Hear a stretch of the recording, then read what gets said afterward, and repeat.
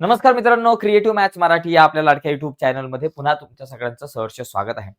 परीक्षेची भीती वाटत असते. जसजशी परीक्षा जवळ येईल तसतशी परीक्षेची भीती बऱ्याच विद्यार्थ्यांना वाटत असते. त्याची नेमकी कारणं काय आहेत आणि या भीतीवरती आपण कशाप्रकारे मात केली पाहिजे, या सगळ्या मुद्द्यांवरती आपण चर्चा करणार आहोत.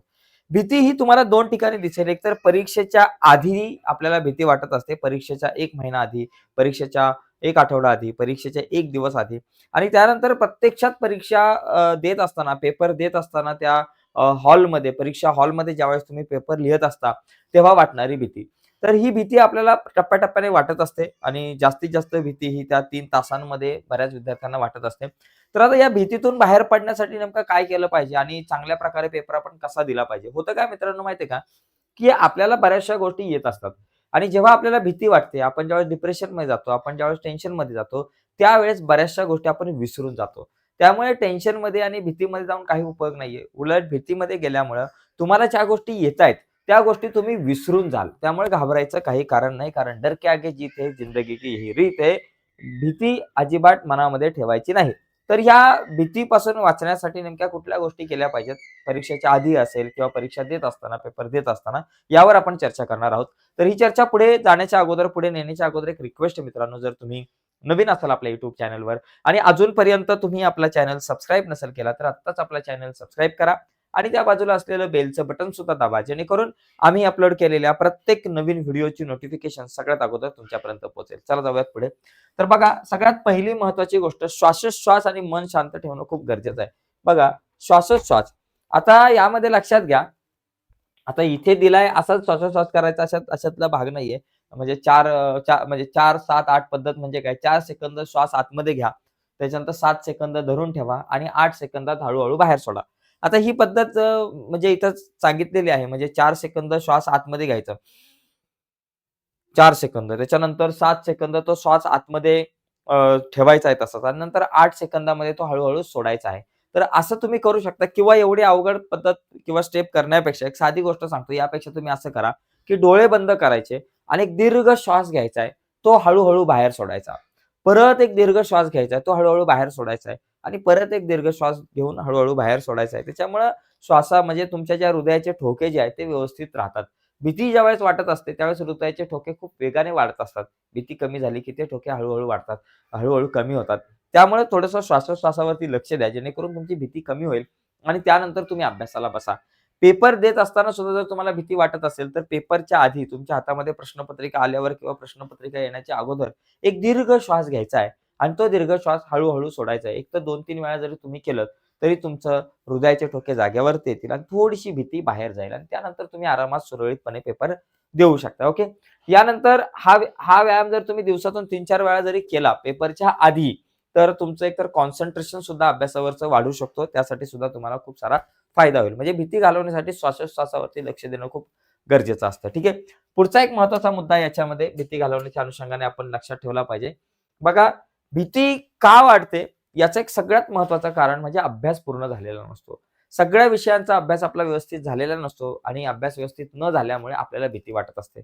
अरे, 1 महिना बाकी आहे परीक्षेला आणि अजून माझा अभ्यास पूर्ण झालेला नाहीये, भीती वाढली.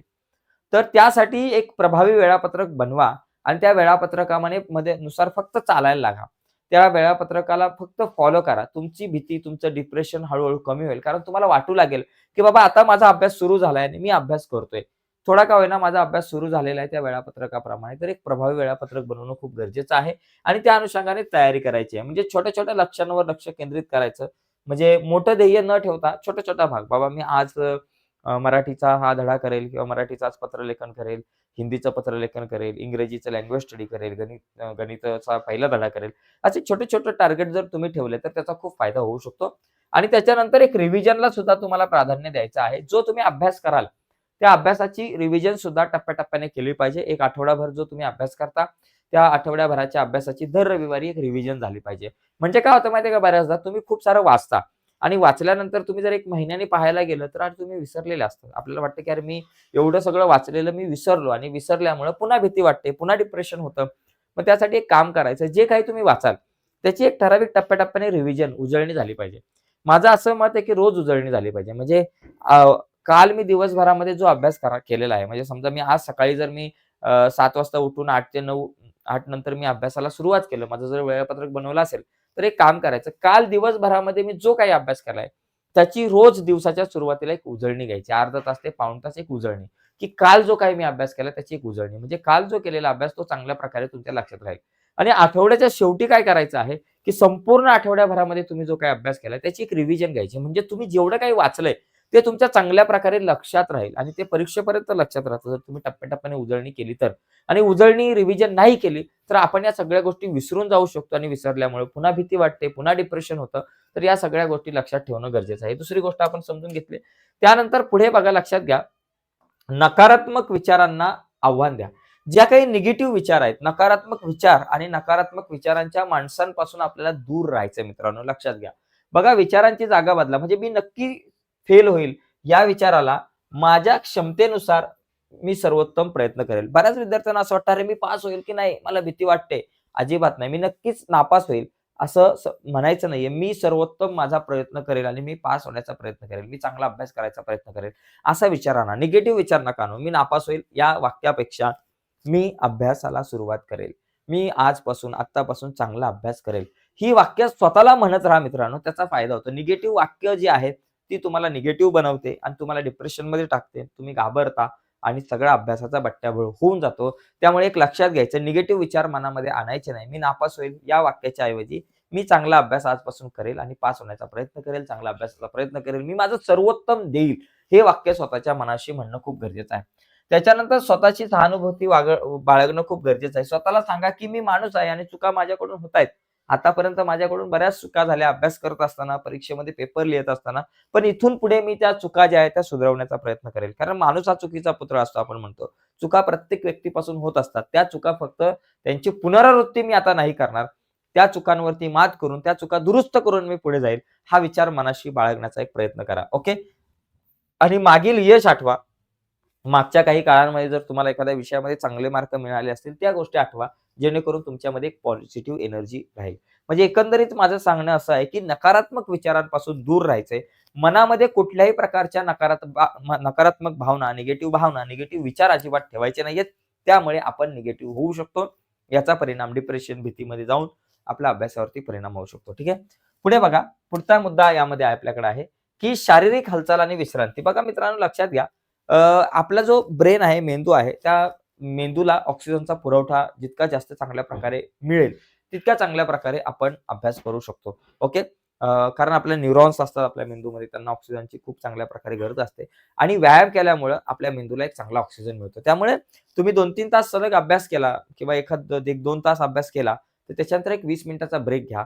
थोडंसं चांगल्या मोकळ्या हवेमध्ये चाला, थोडंसं स्ट्रेचिंग करा, हात हलवा, जेणेकरून थोडासा व्यायाम होईल, थोडासा हलका व्यायाम होईल आणि त्याचा फायदा होऊ शकतो. आपला मूड फ्रेश होऊ शकतो, आपला मेंदू फ्रेश होऊ शकतो आणि तिथून पुढे जे काही तुम्ही वाचाल, ते आणखी चांगल्या प्रकारे आपल्या मेंदूमध्ये स्टोअर होऊ शकतं. ठीक आहे. त्यामुळे हलका एक व्यायाम करणं खूप गरजेचं आहे आणि सगळ्यात महत्त्वाची गोष्ट पुरेशी झोप. लक्षात घ्या मित्रांनो, अभ्यास करत असताना किंवा आता परीक्षेला 1 महिना बाकी असतो, परीक्षेला 2 महिने बाकी असतात, काही आठवडे बाकी असतात. तेव्हा आपले विद्यार्थी वर्ग, बरेचसे मुलं आहेत, त्यांच्यातला एक विद्यार्थी जागा होतो आणि ते काय करतात 4-4 तासच फक्त झोपतात आणि खूप सारा अभ्यास करत असतात आणि 3 ते 4 तासच रोज झोपतात. तर असं काही करू नका मित्रांनो. तुमची झोप पूर्ण होणं गरजेचं आहे. झोप पूर्ण झाली तर तुम्ही जो काही दिवसभरात वाचलेला अभ्यास आहे, तो मेंदूमध्ये चांगल्या प्रकारे स्टोअर होईल. मेंदूला तुमच्या दिवसभराच्या अभ्यासाला स्टोअर करण्यासाठी थोडासा वेळ मिळाला पाहिजे. जर तुमचा मेंदू जो आहे त्याला पुरेशी विश्रांती नाही मिळाली, तर तुम्ही जे काही वाचाल ते सगळं विसरून जाण्याची शक्यता दाट असते. त्याच्यामुळे 7 ते 8 तास झोप खूप गरजेची आहे. जर ती नसेल तर चिडचिडपणा होईल. तुम्ही वाचाल ते लक्षात राहणार नाही. त्याच्यामुळे पुन्हा भीती, पुन्हा स्ट्रेस हे सगळं चक्र तुमचं चालू राहणार आहे. त्यामुळे झोप खूप महत्त्वाची आहे. आणि शेवटचा सगळ्यात महत्त्वाचा पॉइंट या ठिकाणी आहे, की पेपर सोडवण्याची रणनीती जी आहे ती तुम्ही निश्चित करणं खूप गरजेचं आहे. म्हणजे पेपर पहिली गोष्ट म्हणजे वेगवेगळ्या प्रकारच्या प्रश्नपत्रिकांचा सराव. आतापर्यंत बोर्डाच्या परीक्षेला जे काही पेपर येऊन गेलेत, त्यांचा तुम्हाला सराव करणं खूप गरजेचं आहे. कारण प्रॉब्लेम काय होतो माहिती आहे का? तुमचा प्रश्नपत्रिका सोडवण्याचा सराव नसतो. त्यामुळे ऐन टाईमाला पेपरच्या वेळेस जवळपास 3 तासाचा पेपर असेल, तुमचे 2 तास झालेले असतात, तरी अर्धाच पेपर कव्हर आहे. अर्धा पेपर बाकी असतो आणि उरलेला असतो 1 तास आणि तेव्हा तुमचं डिप्रेशन वाढतं, भीती वाढते आणि बऱ्याचशा गोष्टी विसरायला लागतात. पेपरच्या प्रेझेंटेशनवरती इम्पॅक्ट होतो. त्यामुळे प्रश्नपत्रिकांचा सराव हा खूप महत्त्वाचा आहे. तो तुम्ही आधी करून ठेवला पाहिजे. जेणेकरून पेपर लिहिताना तुमच्या मनामध्ये कुठल्याही प्रकारची भीती राहणार नाही आणि तुम्ही सगळ्या गोष्टी चांगल्या प्रकारे आठवून तुम्ही लिहू शकताय. तर या ठिकाणी लक्षात घ्या सगळ्यात अगोदर. आणि दुसरी गोष्ट आता जी आपण पाहणार आहोत, की पेपर प्रत्यक्षात ज्यावेळेस तुम्ही पेपर लिहायला जाता, तो पेपर लिहायला गेल्यानंतर बघा तुम्हाला अशा प्रकारे 2-3 गोष्टी करायच्या आहेत. सगळ्यात पहिली गोष्ट, सगळ्यात आधी तुम्हाला सोपे प्रश्न सोडवायचे आहेत. ओके. हा एक महत्त्वाचा प्रश्न असतो. सर मी आधी कुठला प्रश्न सोडवू? मला जो आवडतो 6वा प्रश्न मी आधी सोडू का? की पहिला प्रश्न आधी सोडू? माझं असं मत आहे, कुठलाही विषय असू द्या, पेपरचा जो काही सिक्वेन्स आहे त्याचप्रमाणे सोडवा. कारण पेपरचा प्रत्येक परीक्षेमध्ये, प्रत्येक पेपरचा, प्रत्येक विषयाचा जो काही क्रम असतो, सिक्वेन्स असतो प्रश्नांचा, तो कसा असतो? आधी सोपे प्रश्न, मग थोडेसे अवघड प्रश्न, थोडे नंतर थोडेसे अवघड, मग त्यापेक्षा अवघड, मग त्यापेक्षा अवघड. म्हणजे सोप्याकडून अवघडापर्यंत असाच क्रम आहे. गणिताचा पण तसाच आहे, विज्ञानाचा पण तसाच आहे, इतिहास, भूगोल, समाजशास्त्र या विषयांचा पण तसाच आहे, इंग्रजीचा पण तसाच आहे.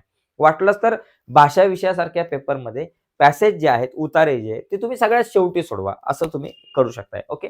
तर हा जो क्रम आहे, तो तुम्ही निश्चित करणं गरजेचं आहे आणि त्या पद्धतीने तुम्ही सोडवा. हा क्रम निश्चित करत असताना सोपे प्रश्न आधीच सोडवा आणि नंतर अवघडाकडे जा.